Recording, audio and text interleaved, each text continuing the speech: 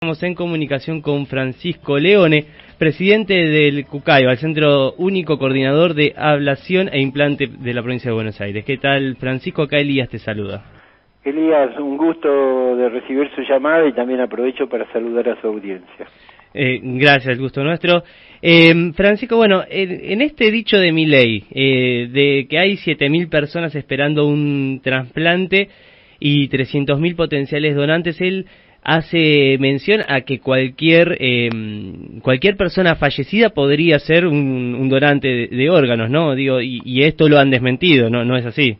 Exactamente. Bueno, respecto a nosotros, lo que ayer sacamos un comunicado, el INCUCAI, junto con las 24 jurisdicciones, porque queremos en ese comunicado que quede claro las falacias en alguna de estas aseveraciones. Aseveraciones y falacias que preocupan porque se dan en marco de un debate político presidencial, donde la audiencia no era una audiencia menor, era una audiencia muy importante. Entonces, es importante aclarar estas falacias.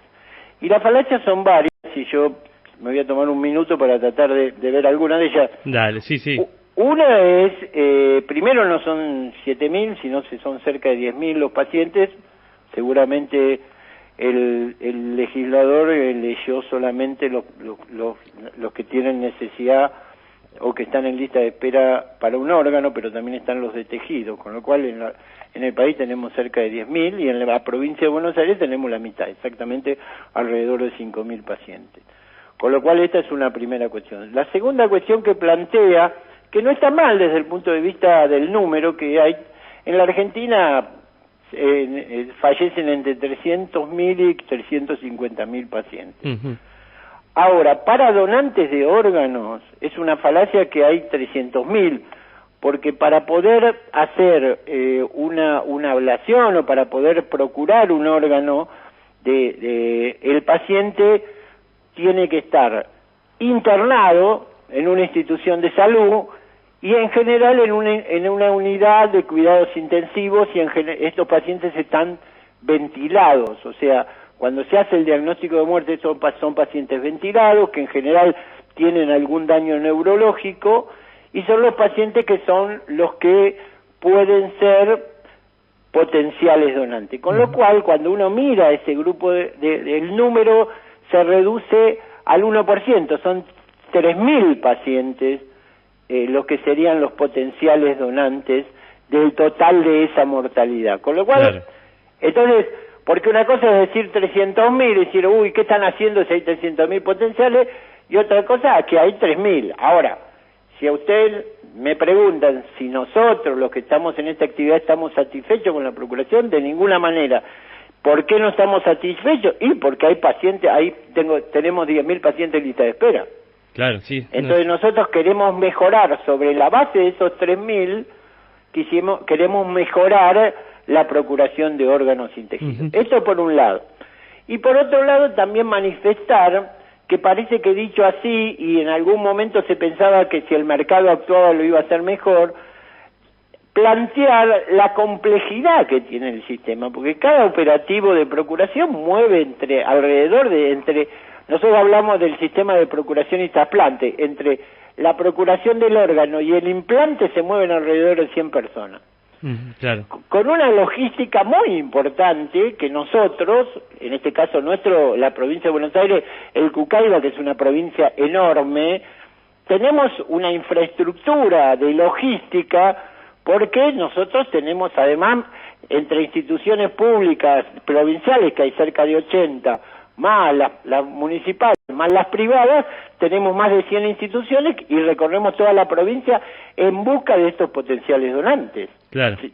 Entonces, la complejidad es enorme, y esto también nosotros queríamos aclarar, porque lo que más nos preocupa no es un problema que digan que hablen de la corrupción, porque si no también se bastardea la palabra corrupción.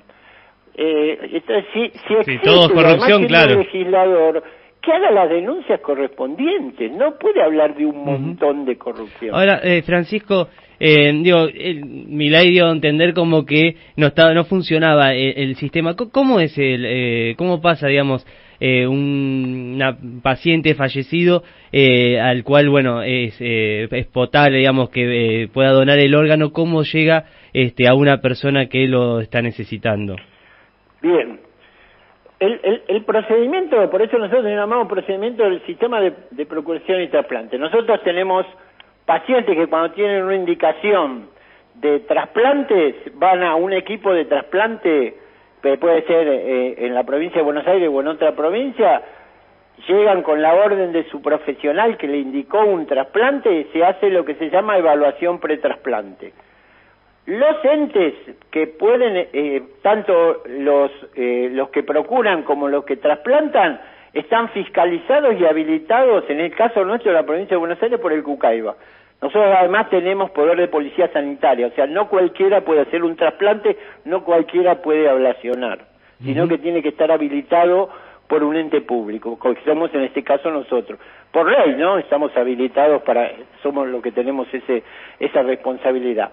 A partir de ahora, ¿cómo empieza el procedimiento de procuración? Los pacientes, en general, los pacientes que están en las terapias intensivas, nosotros tenemos un registro que se llama registro de Glasgow, no voy a entrar en el detalle técnico, pero que es un registro de la situación neurológica, la gravedad neurológica del paciente que podría evolucionar hacia un paciente que pueda llegar al fallecimiento. Nosotros tenemos un registro, hacemos un seguimiento de las unidades de cuidados intensivos de los distintos hospitales, o muchos hospitales están descentralizados y nos comunican que hay un potencial donante. A partir que hay un potencial donante, lo primero que hacemos es o trasladamos el equipo o el propio equipo del hospital empieza a hacer la evaluación de la situación de muerte del paciente. Si en caso de que el paciente tiene todos los criterios para la muerte, se hace el diagnóstico de muerte, que además está establecido los criterios en la propia ley 27447 de trasplante.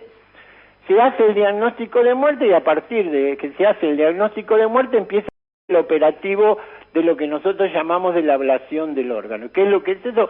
Primero se evalúa cuáles son los potenciales órganos que ese paciente puede donar en función de su situación, de su historia clínica, y se comunica. Entonces nosotros, a partir de esas posibilidades, se empieza a plantear los órganos que se van a poder ablacionar y se empiezan a hacer las listas de eventuales receptores, son los que van a recibir alguno de esos órganos. Que esa lista de receptores sale a partir de un sistema de información que tenemos en esta actividad, que es único para el público y el privado, que está administrado por el INCUCAI y que larga una lista en forma automática a través de una fórmula. No hay participación nuestra, salvo el cargado de los pacientes. Después automáticamente tira el listado en función de un conjunto de variables que son tiempo en lista de espera, tipo de trasplante, peso y talla y perfil, sobre todo perfil inmunológico del paciente por el tema de los rechazos, claro, ¿no? Y a partir de que sale esa lista, ya están avisados los equipos que eventualmente van a aceptar o no aceptar el órgano, y nosotros enviamos a los ablacionistas por tipo de órgano al lugar donde está el paciente. En el propio centro donde se hace el diagnóstico se hace la ablación, se realiza la ablación, que es un acto quirúrgico, con la única diferencia que es con un paciente con diagnóstico de muerte, y a partir de ahí empieza la distribución de los órganos. Puede haber entre 1 a 7, 8 órganos que se distribuyen a distintos lugares, no solo de la provincia, sino del país, que también genera una logística muy importante, aviones, vehículos y demás, y a partir de ahí llega el órgano, que también hay algunas características importantes, porque los órganos, una vez que se sacan, tienen un tiempo, que es lo que nosotros llamamos tiempo de isquemia, que es el tiempo que pueden durar sin producirse ninguna mala cuestión, sin oxigenación, porque una vez que se lo saca del cuerpo deja de circular la sangre, entonces no está oxigenado. Entonces hay tiempos para cada órgano que hay que respetar, porque si no se hace inviable el órgano. y llevarlo al lugar donde lo está esperando el equipo de trasplante para implantar. Francisco, y digo, en base a lo que ya había propuesto Milei o deslizado, ¿hay en algún lugar del mundo, digamos, un sistema donde esto está en manos del mercado? Son periféricos, prácticamente no hay, en el mundo hay un acuerdo de que, y en general lo que se pretende es desestimar el tema de la comercialización. En general las legislaciones en la mayoría de los países penan el comercio de órganos. Sí. Entonces esto ya prácticamente no se discute. Para nosotros ese era un tema que ya estaba acabado, porque además nuestra propia ley, la 27447, lo prohíbe taxativamente, es un delito. Prohíbe cualquier tipo de comercialización. Cualquier cuestión que esté vinculado con... De hecho, uno le puede donar a un familiar hasta el 3er grado de familiaridad, o sea, hasta en eso la ley es yo no le puedo donar a un amigo. Si un amigo mío tiene, para poder yo donarle a un amigo, tengo que tener un permiso judicial. Claro. ¿Se entiende? Sí. Pero puedo donarle a mis hijos y a mis nietos, hasta 3ª generación, les puedo donar y ellos me pueden donar a mí. La última, en el 2019 creo que se reglamentó la ley Justina. ¿Qué impacto tuvo en esto, en lo que es la donación de órganos? Fue muy interesante, porque nosotros hasta el año 18, 19, lo que notábamos que cuando trabajábamos el tema de la donación, le preguntábamos a las familias si querían ser donantes, y en el 40% de los casos nos decían de que no. O sea, teníamos, que es lo que nosotros llamábamos negativa a la donación. A partir de la ley Justina, creo que lo que terminó pasando es que hubo algo que pasó en la sociedad, que la sociedad comprendió la importancia de la donación de órganos, y a partir de ahí estamos casi alrededor del 10% de negativa familiar, y esa negativa la estamos viendo solo en el grupo etario que seguimos consultando, porque no sé si recordás que es una ley de consentimiento presunto. Esto quiere decir que aquel que no se opuso en vida a la donación es donante, se presume donante, salvo en el caso de los pediátricos, que se les sigue consultando a los padres en ese caso. Y para nosotros eso fue maravilloso, porque la sociedad comprendió de la importancia que significa, y además es lo que muestra la solidaridad de nuestra comunidad. Es donar un órgano de un familiar que se acaba de fallecer, de un ser querido. Es un acto que nosotros decimos que es uno de los actos más importantes de amor por el prójimo.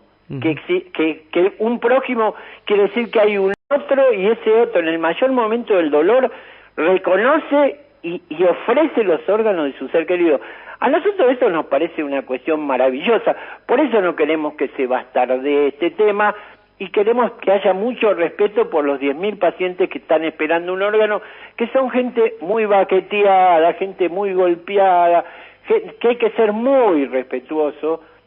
Esto no quiere decir que a nosotros no nos interesa mejorar, nos interesa enormemente mejorar esto, no tenemos ningún problema en sentarnos a debatir estos temas con los que piensen igual o que los que no piensen igual, pero lo que sí es cierto que nosotros estamos convencidos que esta actividad tiene que estar fuertemente regulada por el Estado.